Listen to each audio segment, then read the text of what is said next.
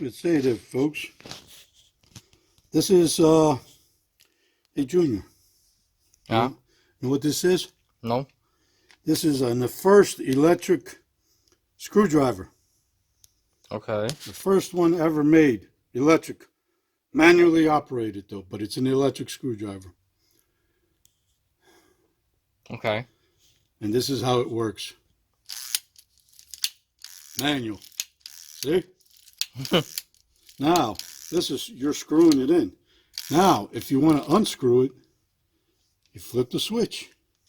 And now you're unscrewing it. But if you want to do it manual, put it in the middle. Now, see, it doesn't turn. But you can extend it. And then you turn it by hand. See? Yeah. Unbelievable, isn't it? Yeah, it is. This is a manual electrical screwdriver. I know, folks. I don't know what it says here. N8 BEOON.